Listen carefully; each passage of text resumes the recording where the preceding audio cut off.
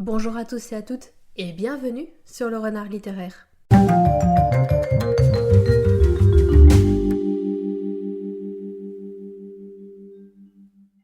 J'espère que vous allez bien. Moi, je suis ravie de vous retrouver aujourd'hui dans une nouvelle vidéo où on va faire un update lecture dans lequel je vais vous parler de Personne ne gagne, de Là où sont les oiseaux. Ensuite, on parlera de Auprès de moi toujours et on terminera avec le roman Plein ciel. Je débute cette update lecture avec un roman qui est resté très longtemps dans ma pile à lire. Il s'agit de Personne ne gagne, écrit par Jack Black et publié par l'excellent Monsieur Toussaint Louverture dans leur collection Les Grands Animaux.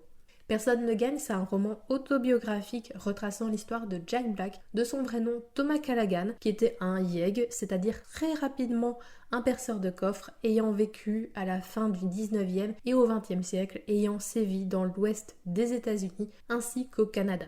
Jack Black nous raconte sa jeunesse, sa passion pour les romans d'aventure, les récits de Jesse James et sa bande avec lesquels il a grandi et ses rencontres qui l'ont petit à petit mené sur les routes à vivre une vie marginale et non conventionnelle. Il nous explique également ses méfaits, ses moments passés en prison, sa vision de la justice ainsi que son addiction à l'opium. C'était un récit extrêmement intéressant et riche que j'ai adoré découvrir. D'ordinaire, je n'aime pas beaucoup lire des autobiographies parce que ce sont des textes froids, très factuels et dans lesquels j'ai énormément de mal à me plonger. Or, ce ne fut pas du tout le cas pour Personne ne gagne. Pour moi, cette autobiographie a été écrite à la manière d'un grand roman d'aventure. Jack Black est un véritable conteur et même si je connaissais son destin ainsi que ceux de ses compagnons d'aventure, je ne pouvais pas m'empêcher de craindre pour eux, de me demander s'il réussirait tel coup ou s'il pourrait s'échapper de la police ou si celle-ci ne les retrouverait pas grâce à un détail ou à cause d'une erreur qu'il aurait commis.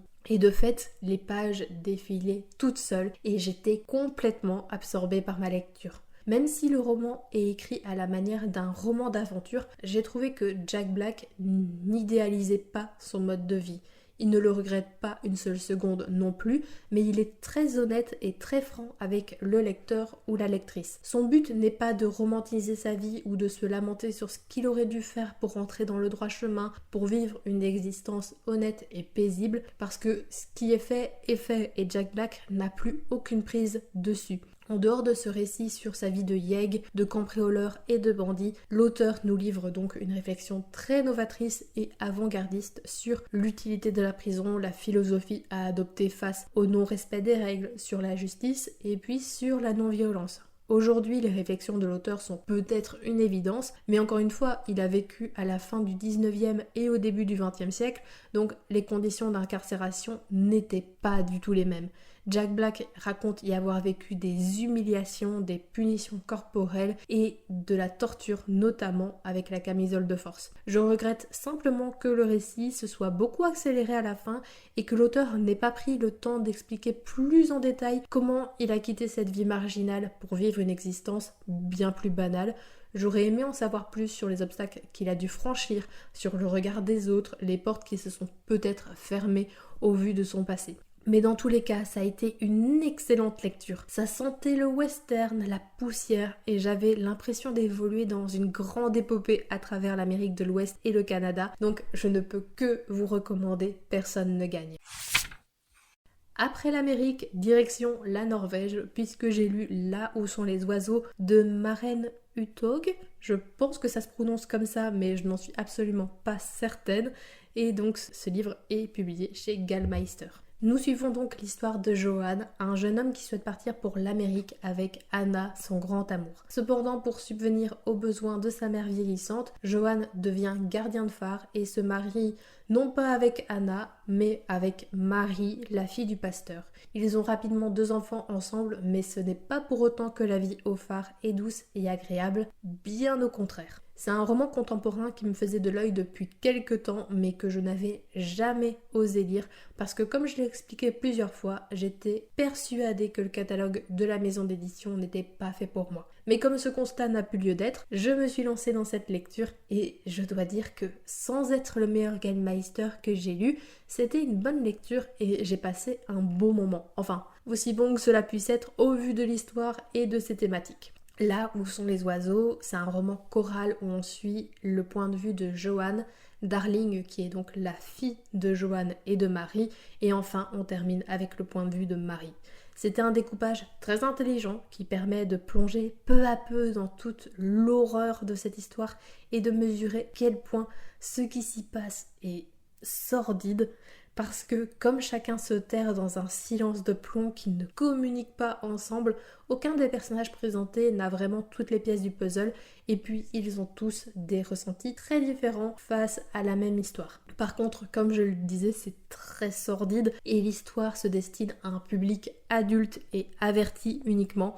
On a quand même des scènes d'agression, de meurtre et de torture sur les animaux, donc il vaut mieux avoir l'estomac bien accroché en lisant ce livre. Personnellement, je suis allée de surprise en surprise et je n'ai pas du tout vu le twist final arriver, et ce qui rajoute encore une bonne couche d'abject à cette histoire. Cependant, si l'histoire est narrée de façon très intelligente, j'ai trouvé que les personnages étaient un peu effacés et subissaient sans cesse leur destin. C'est comme si l'autrice avait rapidement pris de la distance avec ses personnages et qu'elle ne pouvait pas leur donner corps et leur donner des outils pour se battre et pour se rebeller ou pour réellement prendre conscience de leur situation. J'aurais vraiment aimé qu'ils soient plus acteurs ou actrices de leur propre récit, qu'ils prennent des décisions, qu'ils se posent quelques minutes pour réfléchir à leur situation et que ça déclenche quelque chose en eux. Là, ils sont restés un peu trop passifs et je sais pas, ça m'a pas aidé à m'attacher à eux. Pas que je voulais m'attacher à certains personnages parce que ce ne sont clairement pas des enfants de cœur, mais d'autres personnages sont clairement des victimes et même si j'avais de la compassion pour eux, j'avais vraiment du mal à m'investir et je sentais bien trop de distance entre eux et moi. En ce qui concerne le style d'écriture, j'ai été saisie par le début que j'ai trouvé très beau, très poétique et mélancolique, mais un peu à l'instar des personnages, le style d'écriture s'est refroidi et j'ai senti que l'autrice avait vraiment pris de la distance. Ça n'en restait pas moins bien écrit, mais ça manquait de douceur, de caractère, et forcément le résultat final est que le livre est bon, certes, mais pas inoubliable non plus. Tous les ingrédients étaient réunis et ça aurait vraiment pu faire l'effet d'une bombe, mais c'est comme si l'autrice avait reculé et n'avait pas osé donner plus d'ampleur à son style et à ses personnages. Après, ça reste une bonne lecture. J'ai été totalement embarquée dans cette ambiance singulière, ces longues tempêtes, ce phare si froid, mais j'en attendais bien plus au vu de la façon dont tout cela avait commencé et je sais que le livre aurait pu m'offrir tout ce que je demandais. Je poursuis avec un roman de Kazuo Ishiguro qui s'appelle Auprès de moi toujours et c'est édité chez Folio. Dans Auprès de moi toujours, nous suivons le fil des souvenirs de Kat, une jeune femme ayant été élevée dans un établissement scolaire un peu particulier en compagnie de Tommy et Ruth. Les trois enfants ont grandi dans un monde isolé, un petit cocon où tout était fait pour préserver leur innocence. Cependant, ils ont tous grandi et Kat s'interroge sur son enfance, sur les conséquences que ça a eu et sur les nombreuses questions qui ont parsemé son adolescence et le début de l'âge adulte. Si le nom de Kazuo Ishiguro ne vous est pas inconnu, c'est parce qu'il s'agit de l'auteur de Clara et le Soleil, un de mes coups de cœur de l'année dernière et c'est ce qui m'a motivée à découvrir ce roman. Et je dois dire que sans avoir le gabarit de Clara et le Soleil, Auprès de moi toujours est un bon roman et j'ai passé un bon moment de lecture. L'histoire se concentre sur les souvenirs de Kat et elle a une façon bien à elle de les raconter. On sent toute la nostalgie de cette époque, mais aussi petit à petit ses doutes, ses questionnements, autant ceux qu'elle avait quand elle était enfant que ceux qu'elle a dans le présent et qui finalement ne trouveront jamais de réponse claire. Le ton est très doux, très subtil et même s'il ne se passe pas grand chose, du moins l'action n'est pas spectaculaire, mais ça c'est le cas de tous les romans de l'auteur, je ne me suis pas ennuyée une seule seconde. Tout l'intérêt du livre réside dans le traitement des personnages, des émotions, et c'est ce que parvient à faire l'auteur une fois de plus avec brio. Néanmoins, je trouvais que le livre manquait d'impact et d'éléments concrets. Dans ce roman, on parle d'humanité, de ce qui fait l'humanité. On s'interroge sur l'âme, sur les relations, et tout ça est très bien fait, mais je ne sais pas, toute l'intrigue, le décor, les concepts mis en avant dans ce roman me semblaient sous-exploités et ne parvenaient pas à donner leur plein potentiel et à révéler toute la dynamique du roman, à expliquer tout le tragique de la situation. Tout me semblait tellement nébuleux et même au moment des explications, je trouvais ça si léger comme idée que je ne comprenais pas quel impact ça avait sur les personnages et sur le fonctionnement de notre monde au global. J'imagine que c'est quelque chose que l'auteur a amélioré avec le temps parce qu'on ne retrouve pas du tout ce défaut dans Clara et le soleil. Mais comme je le disais, le point le plus important de cette histoire et ce qui est le plus réussi à mes yeux, c'est la description des émotions, la précision des sentiments et la force du lien qui unit nos protagonistes, leur amitié qui persiste malgré les années et les épreuves. Je pense sincèrement que j'ai rarement lu quelque chose d'aussi bien fait, d'aussi poétique et d'aussi touchant sans jamais tomber dans le ridicule ou le too much. Tout est si délicat, si équilibré et ça c'est vraiment la grande force de Kazuo Ishiguro. D'autant plus que ces personnages sont vraiment intéressants à suivre. Kat est un personnage perspicace qui se pose les bonnes questions et qui est vif d'esprit. Son amitié avec Roots est authentique et imparfaite comme beaucoup d'amitiés. Il y a des hauts, des bas, des moments où on est très proche et d'autres où on est beaucoup plus éloigné. Et puisque je parle de Roots, j'en profite pour dire qu'on a une galerie de personnages très humains avec leurs qualités et leurs défauts. Ruth par exemple, c'est un personnage qui a beaucoup de mal à gérer le danger et la pression, mais à aucun moment on sent qu'elle a un mauvais fond. Quant à Tommy, on voit qu'il évolue, qu'il apprend à mieux gérer ses émotions, sa colère ou encore ses frustrations. Les trois personnages principaux fonctionnent très bien ensemble, ils ont une dynamique très plaisante et à aucun moment je n'ai soupiré ou été agacée lorsque l'un ou l'autre arrivait dans la narration de Kat. Et pour ce qui est de la plume, je dois dire qu'elle était très poétique, très soignée et donc ça ne m'a pas gêné que le récit soit raconté à la première personne singulier. Je dis souvent que je n'aime pas ça, que c'est un red flag dans mes lectures, mais je pense que je dois nuancer ça en disant que je ne suis pas friande de la narration à la première personne et que je dois comprendre son utilisation et voir comment l'auteur ou l'autrice parvient à insuffler son style dedans sans que ce soit trop scolaire ou trop maladroit. Et je pense que Kazuo Ishiguro répond à toutes mes demandes. L'utilisation de la première personne a du sens et ne saurait être remplacée par une narration externe, d'autant plus quand on veut mettre l'accent sur l'humanité et la complexité des sentiments des protagonistes. Et le style d'écriture est là, bien présent, et toujours très agréable à lire. Le roman a été adapté en film avec notamment Andrew Garfield à l'affiche et je pense que son visionnage pourrait être intéressant pour combler les lacunes du livre. Ça donnerait peut-être corps et vie à des éléments que je n'arrivais pas à me représenter durant ma lecture. Dans tous les cas, c'est un roman que je recommande et que j'ai vraiment bien apprécié. Ce qui est moins le cas pour Plein Ciel de Siècle Vaillant publié chez Castelmore. Nous suivons l'histoire d'Ivoire, une habitante de la nébuleuse, une île où l'organe principal, ce qui fait la pluie et le beau temps, la fortune ou la pauvreté de l'île, et l'opéra de Plein Ciel. Et comme il faut que chaque représentation soit parfaite, tous les habitants sont au service de cet opéra et ils doivent être prêts à être réquisitionnés à chaque instant. C'est le cas d'Ivoire qui doit quitter son atelier pour entrer en service à l'opéra après avoir été repéré par une femme haut placée là-bas. Et en entrant au service de l'opéra, Ivoire va rapidement devenir amie avec la cantatrice qu'Elicia a désirée et découvre qu'une révolte gronde. Bon, par où commencer ? Déjà, si j'étais intriguée par ce roman, c'est bien à cause de la hype qu'il y avait autour de celui-ci sur les réseaux sociaux. Et en lisant les avis sur Livre Addict, je n'ai vu que très peu d'échos négatifs, ce qui m'a en quelque sorte confortée dans l'idée que j'avais envie de découvrir cette histoire et que forcément j'allais adorer. Après tout, on le comparait à La Passe Miroir de Christelle Dabos, qui est une saga que j'ai vraiment adorée du début jusqu'à la fin. Et le début était prometteur. Dès le départ, j'avais avalé une 70 de pages et je me freinais pour essayer de savourer le plus possible. J'étais hypnotisée par l'univers baroque et fourmillant, le ton donné à certains personnages, etc. Après, il y a eu quelques soucis et le charme s'est rapidement rompu et je suis allée de déconvenu en déconvenu. La première chose qui m'a gênée, c'est l'histoire. J'ai adoré les 100 premières pages parce que c'était très vivant, fourmillant de détails et plein de verve, mais une fois le premier acte terminé, l'intrigue a pris un tournant étrange et petit à petit, les incohérences se sont accumulées. Dans Plein Ciel, un des axes de l'intrigue, c'est la Révolution et le groupe révolutionnaire que forme le Chant des Oiseaux. Ces derniers distribuent discrètement des pamphlets dans toute la ville et à l'opéra, et assez rapidement, Ivoire y prend part. Pourquoi? Elle-même ne sait pas trop. On sait juste qu'elle rêve d'un monde sans couleur, et je reviendrai sur ce détail après, mais on n'a pas plus d'idées que ça sur ses motivations. Or, il s'avère que le réseau de résistants est d'une désorganisation folle. Personne ne sait vraiment qui est dedans. Certaines personnes haut placées n'ont que des semi-informations, ça se tire dans les pieds, ça se tue de l'intérieur. C'est à se demander comment ce réseau a pu tenir aussi longtemps.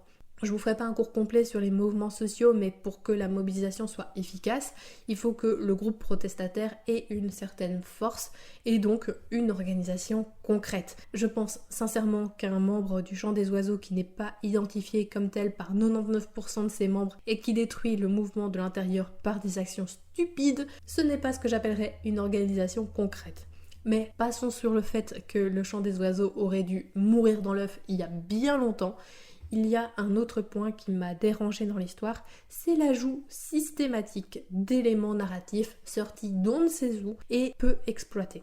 L'autrice nous rajoute sans cesse des couches d'éléments nouveaux dans son histoire sans vraiment les travailler ou essayer de les incorporer intelligemment.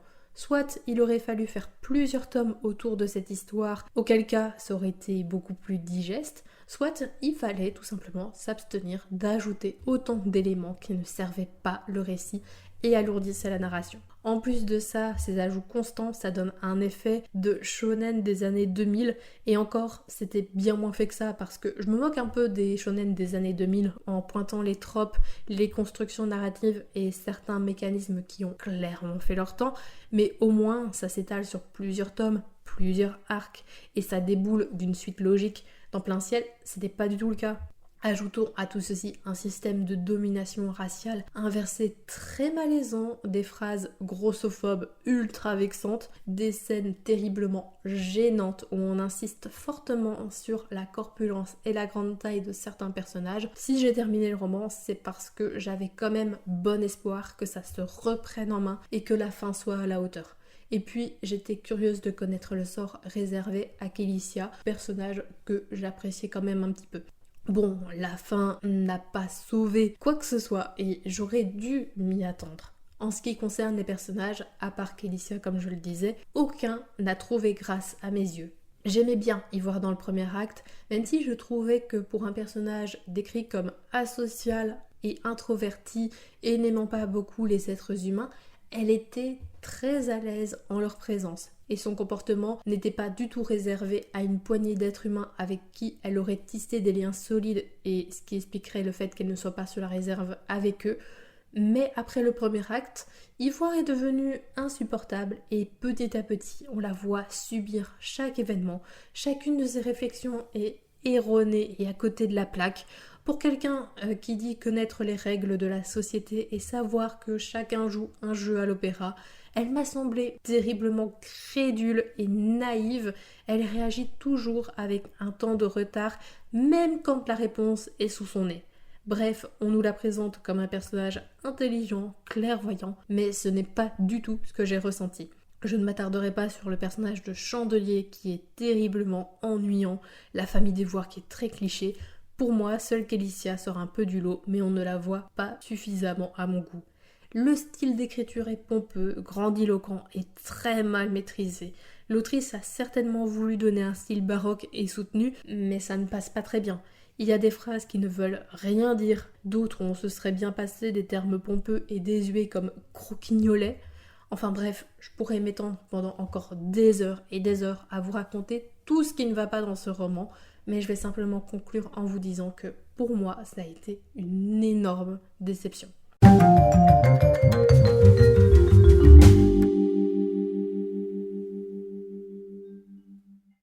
Cette vidéo est désormais terminée et j'espère qu'elle vous a plu. N'hésitez pas à me dire si vous avez lu l'un de ces romans et quel est votre avis là-dessus. N'hésitez pas également à me faire part de vos dernières lectures, je serai ravie d'échanger avec vous dans l'espace des commentaires. N'hésitez pas à liker la vidéo, à vous abonner à la chaîne, ce qui vous permettra d'obtenir une notification à chaque fois que je poste une nouvelle vidéo, c'est-à-dire un vendredi sur deux à 18h30. Et moi, en attendant de vous retrouver dans une prochaine vidéo, je vous souhaite d'excellentes lectures et je vous dis à très bientôt.